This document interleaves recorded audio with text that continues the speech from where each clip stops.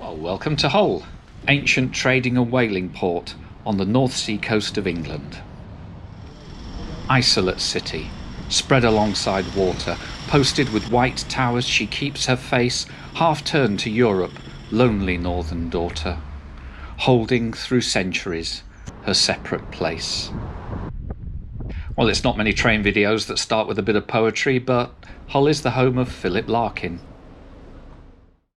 Hull is a slightly lopsided station, as the original southern station entrance from 1851 now seems to stand forlornly forgotten. There's a small side entrance to the south, but most people now approach from Ferrons Way to the east. And that Ferrons Way view is dominated by the Italianate Old Royal Station Hotel. Indeed, from here it's hard to even make out much of a station at all. Let's get across the road and have a closer look. Well, the modern canopy looks pretty shoddy and cheap, and nobody seems to care that the station name is damaged. And I'm not sure whether this gaudy kiosk makes me feel welcome to Hull or makes me want to run away. But things get a bit better as we enter the station. The modern staffed booking hall is to our right, and the old north side of the station has been opened up to form a really neat bus interchange. The train shed and the concourse were completely rebuilt in 1904. 5 over-platform arches meeting 2 transverse concourse spans. It's good that successive redevelopments have continued to retain the original wooden kiosk.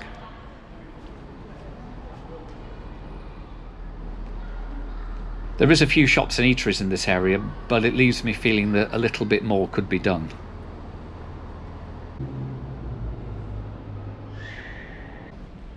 And here's the poet Philip Larkin, and beyond him is the TPE customer service desk, which is about as far away from the main travel centre as you can get. Bell's train shed still shows its simplicity and majesty, and the Art Nouveau arched back entrance to the hotel beckons its guests inside. There's no doubt we're in Hull Train's backyard, although TPE cannot be missed this morning too. This really is a wonderful space, although closer inspection of the ironwork shows there's none of the adornment that you'd find at grander stations like Newcastle and York. But I think that's fine. Hull doesn't need it. Hull knows what it is, and it's proud to be so.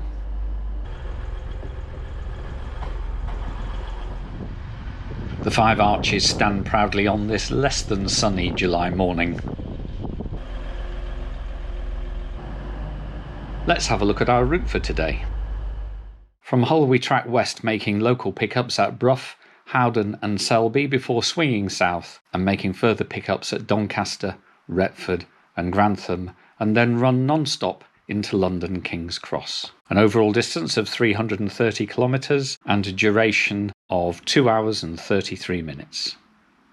And here's our Class 802 bi-mode Paragon unit, built by Hitachi in 2019.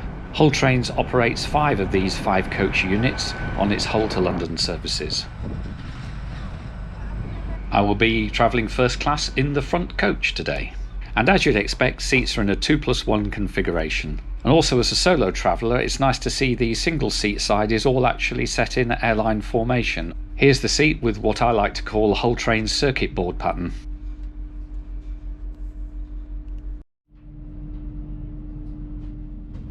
And we depart Hull on time.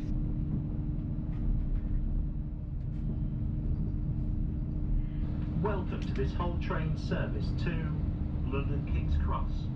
And soon we're racing the traffic on the A63.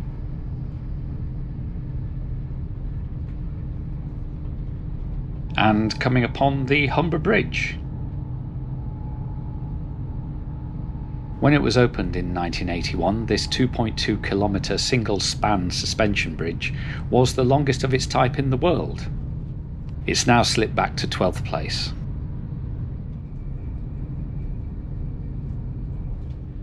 And our first calling point today is Brough.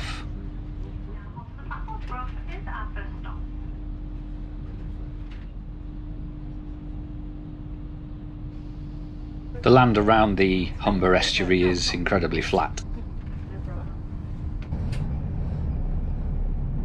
and our first class host has provided me with a hot panini, some crisps and a nice cup of tea, all served on a proper china plate.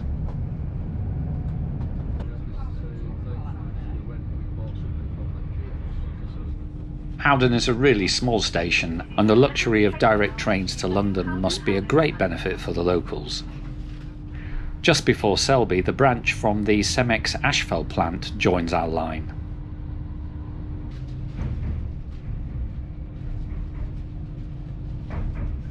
And here we are in Selby.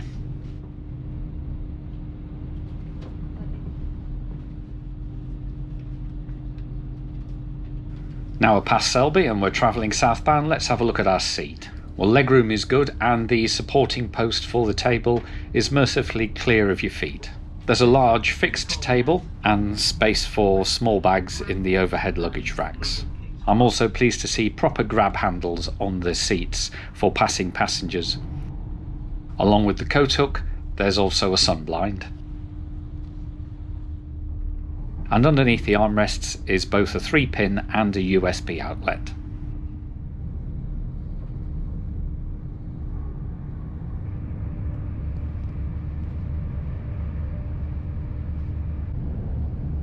Oh, soon going to be in Doncaster.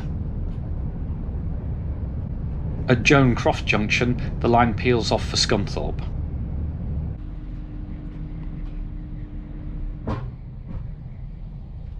Two crossings of the River Don herald our arrival into Doncaster. This is Doncaster.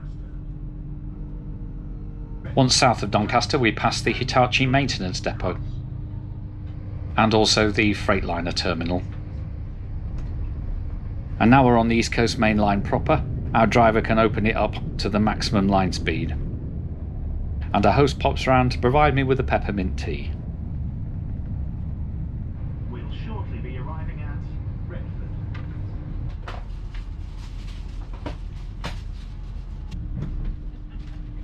Retford, as it says on its sign, gateway to the birthplace of the Mayflower Pilgrims.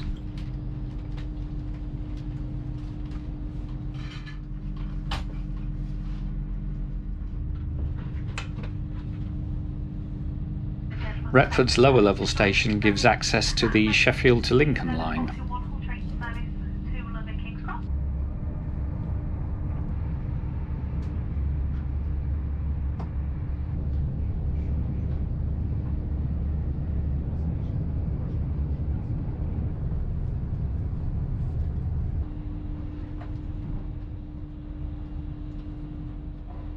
And we're at Grantham, birthplace of the UK's first female Prime Minister, Margaret Thatcher.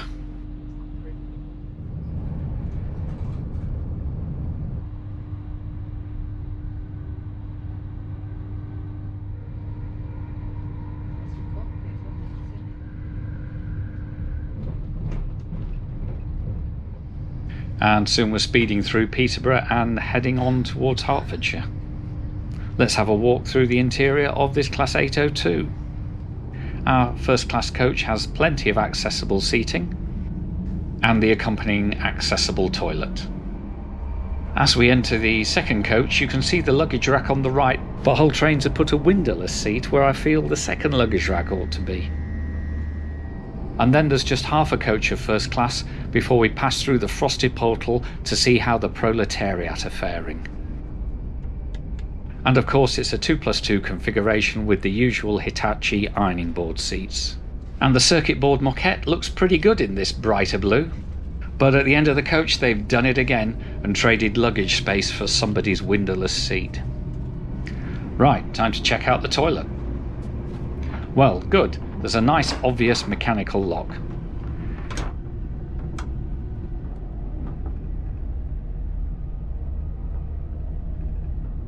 And the rest of the toilet was in excellent clean condition.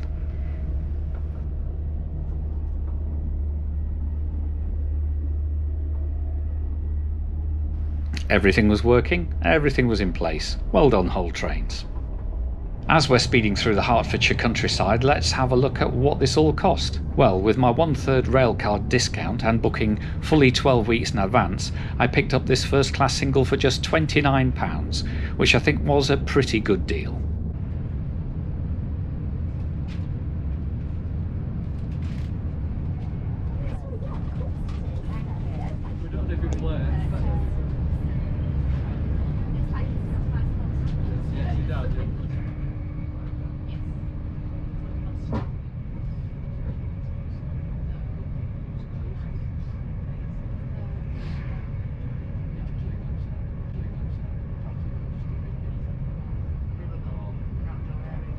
Bounds Green Maintenance Depot is where Hitachi maintains the 800 series units for LNER, Hull Trains and Lumo. And right next door is the station for Alexandra Palace, which was where I saw Marilyn Manson on his grotesque burlesque tour in 2003.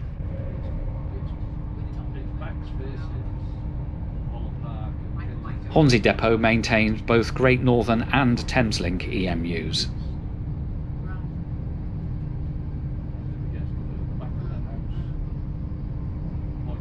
We'll shortly be arriving at London King's Cross, where this service terminates. I'm definitely going to leave it to you to decide whether good football is played here.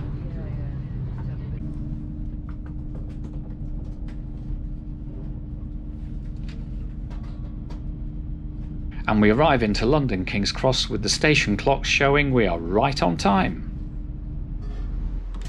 Well, all in all, the whole train's experience was good. The train was well presented and the fare was competitive. Is it better or worse than LNER? Probably not. But with 7 trains a day and local loyalty to the Hull brand, then this is the carrier I'd pick.